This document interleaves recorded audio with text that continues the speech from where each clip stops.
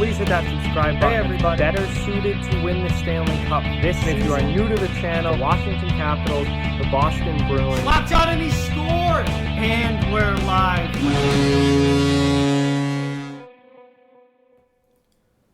Hey everybody, so we have a really special video today that I cannot wait to share with you all, featuring a hockey YouTube legend, Hot Take Hockey.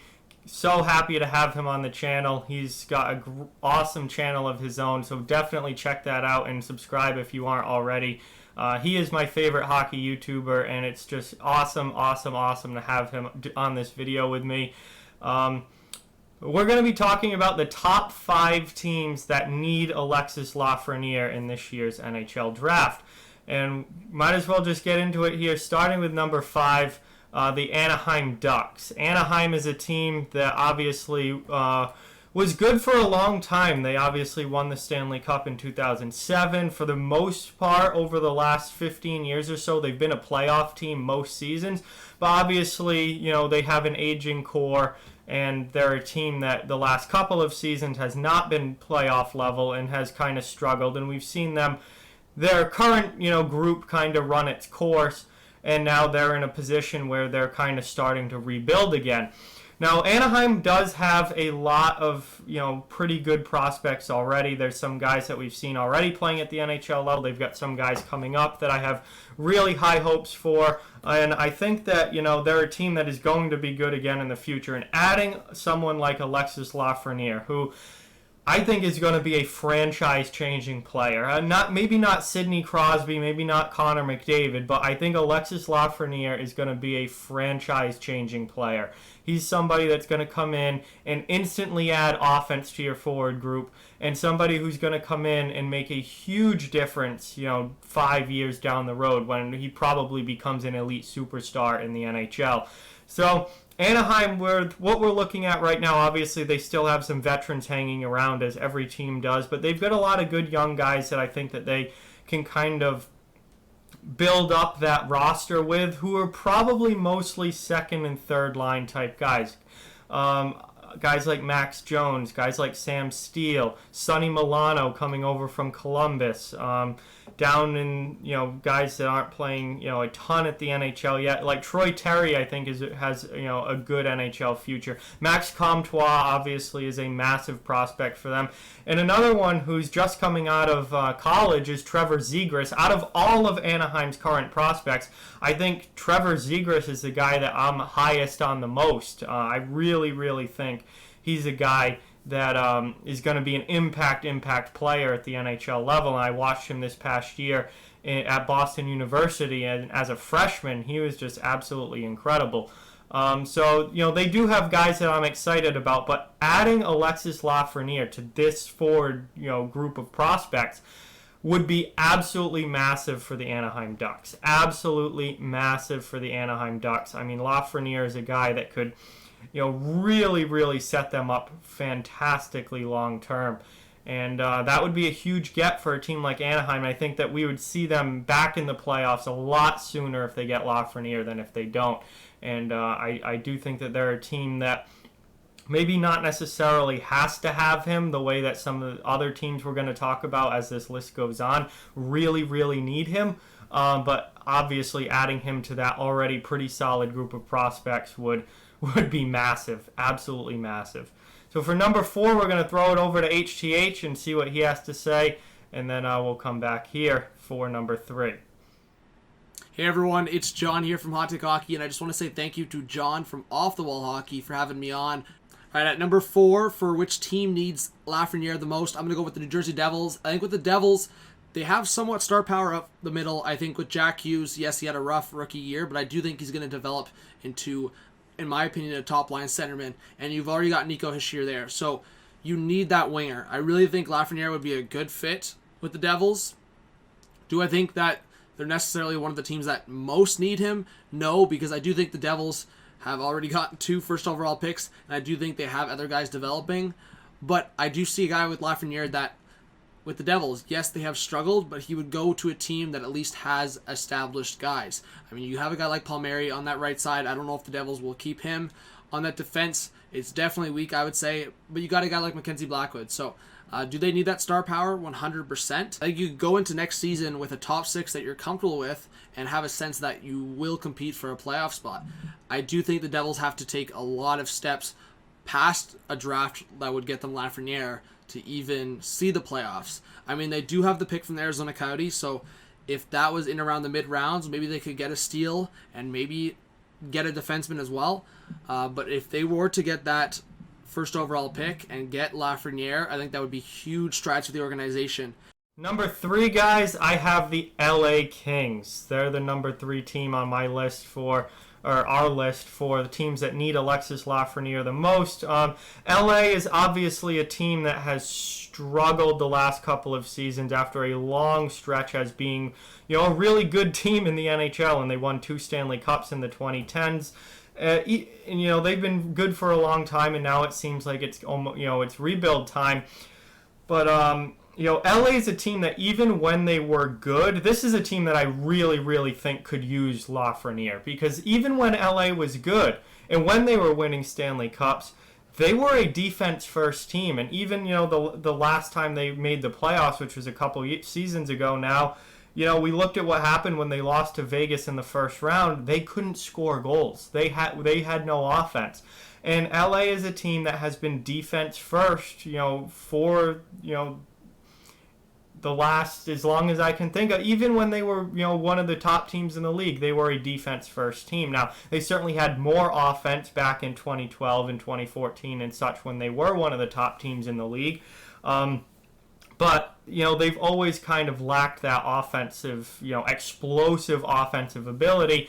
And, obviously they have Anze Kopitar, but they really have an aging core. Kopitar, Brown, Doughty, the guys that were around for those Stanley Cup, Jonathan Quick in goal, they're all getting older now. And it's really going to be up to the young players and the young prospects to come up and kind of take over and be the next generation of this LA Kings team. And when you look at their prospect pool, they have a very good prospect pool. I do like a lot of what I've seen from these guys. Obviously, Adrian Kempe is 23. He's a little bit older. He's a guy that I really think is going to become a really good player at the NHL level. Gabriel Velarde is someone who's seen, NHL time. Up front, when you look at some of their prospects, obviously Alex Turcotte is huge. Tyler Madden is somebody I see with a really, really bright future. He was a high-level scorer at Northeastern in the NCAA playing college hockey. Akil Thomas, I think has, a bright future potentially. Carl Grundstrom, who they got in a trade with Toronto. Obviously, I think, is a guy that really has potential and could become a good scorer at the NHL level.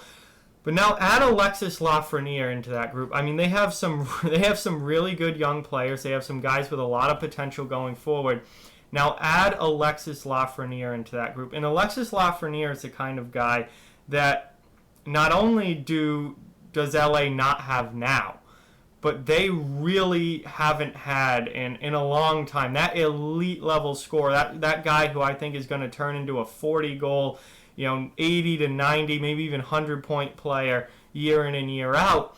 And LA has not had that in a while. I mean, Anze Kopitar is certainly at this point their best offensive player. But, he's getting older and not producing at the level that he was, 7-8 years ago.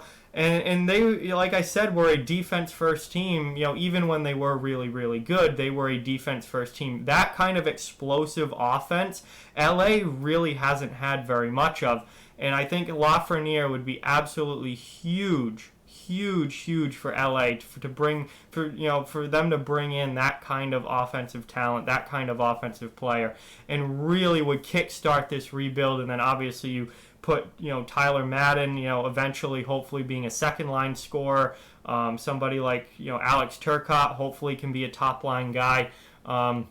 Grunstrom could come in and probably be a second-line scorer, or at least a third-line scorer. I mean, you start to put this team together with these prospects if they work out, and you could be looking at a very, very good LA Kings team down the line in the future. But Lafreniere would be absolutely huge for them. And I think one of the LA is definitely one of the teams that need him the most, just because of that offensive talent that they really don't have anywhere else. That'd be a huge addition for them. So for number 2, we pass it over to HGH again.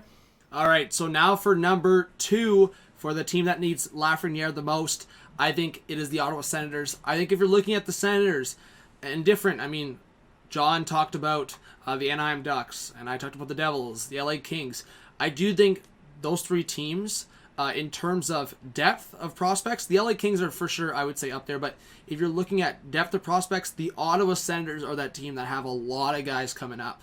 And they just don't have that star power in terms of the prospects. Obviously, you drafted a guy like Brady Tkachuk, and that was a huge step. But outside of that, I can't look at their prospect system up front specifically. I should say up front, because you do have a guy like Brandstrom, and you have, I would say, for the most part, drafted decent defenseman, and you even drafted a defenseman in this past draft. So the priority would be getting a star forward, and whether that's up the middle, like if they fell to number 2, I think you might go Byfield over Stützle. But getting that first overall, and that's why I would have him at number 2, you're getting a guy that can lead your franchise. Brady Tkachuk, for me, is not that guy. I just really think Brady Tkachuk is more of that number 2, number 3. Like, if you're looking at a team like the Washington Capitals, he'd be more of like a TJ Oshie or like a Tom Wilson. Or if you're looking at the Pittsburgh Penguins, he would be more of like a Jake Gensel, and Gensel's still great. And I think Brady Tkachuk is still going to be a great player. But Brady Tkachuk isn't a Sidney Crosby or an Evgeny Malkin. Alexis Lafreniere is that, in my opinion. He might not be to the Crosby or McDavid level, but he is elite, franchise, and he would come to the Ottawa Senators, and not only, again, we'll see what happens, the Ottawa Senators have the best percentage of getting that first overall pick. They have their own pick, and they have the Sharks pick. So if that ends up being the Sharks pick, that trade is like the best trade Dorian's ever made. Not only did you move on from Karlsson and get a return that was outside of the pick, still okay, you got a few prospects, you get Lafreniere, bro.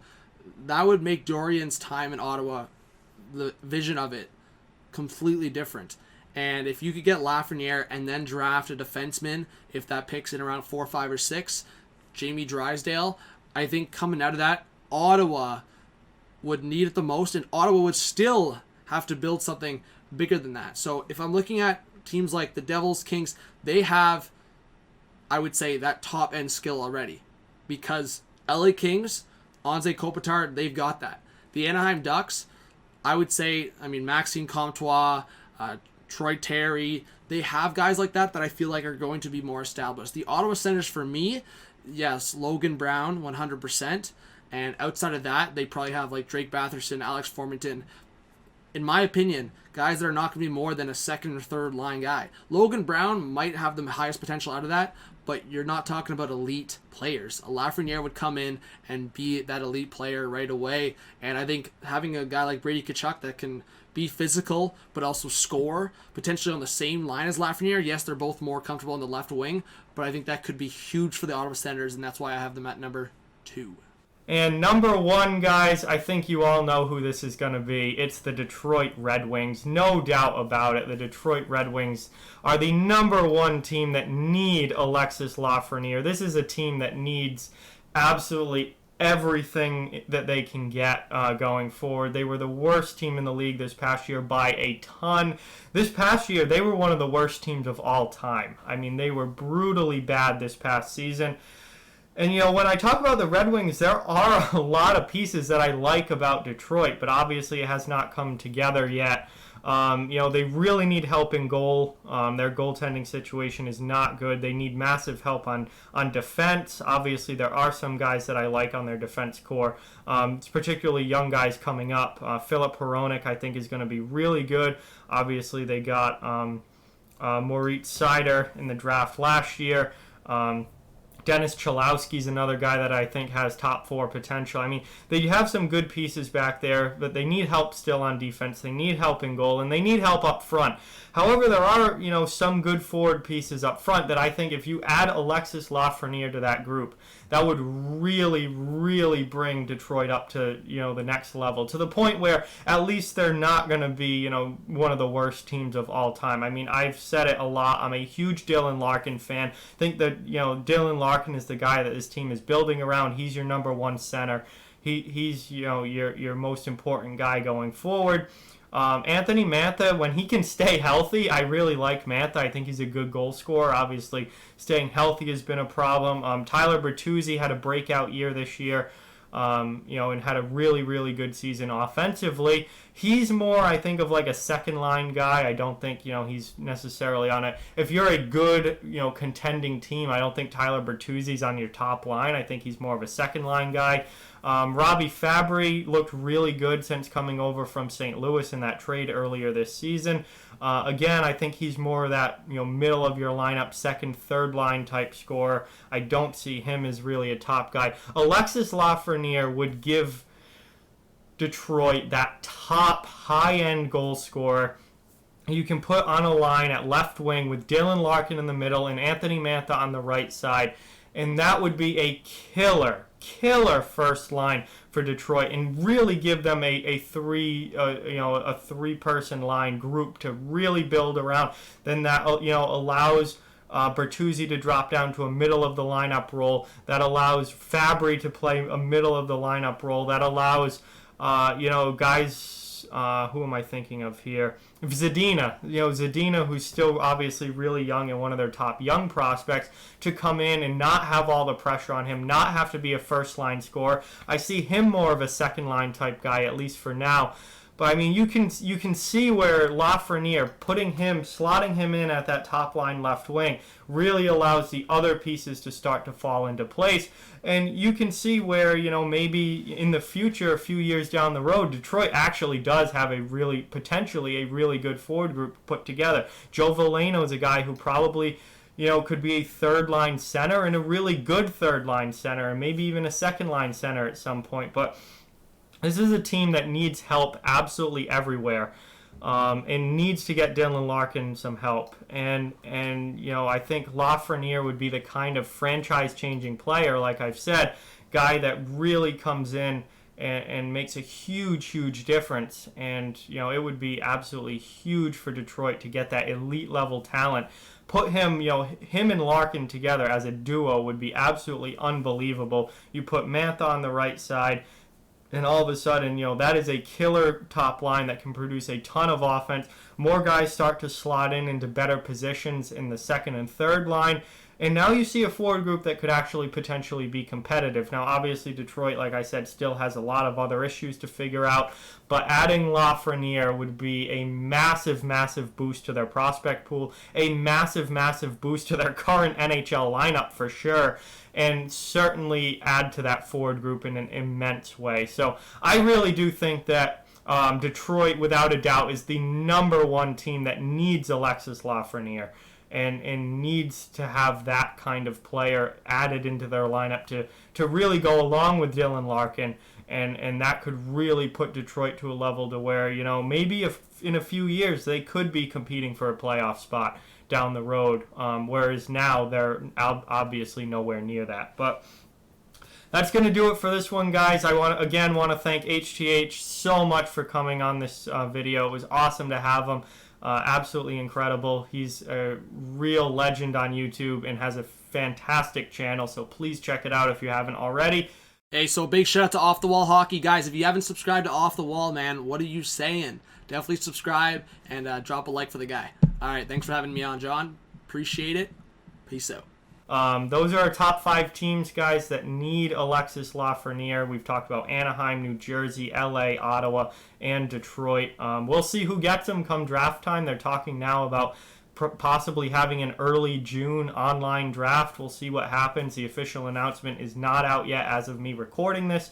but we'll see. But whoever gets Alexis Lafreniere, I think is getting an elite level talent, somebody who's going to be a superstar at the NHL level, and somebody that I cannot wait to see and is going to be a franchise-changing player. But with that, guys, like, comment, share, subscribe, follow on social media. All those links are down in the description. If you'd like to further support the channel, the links to our Patreon and merchandise store down in the description as well. Keep spreading the word about this channel. Let's keep this thing growing. Thank you so much for watching. Hope you enjoyed it, and I'll talk to you guys soon.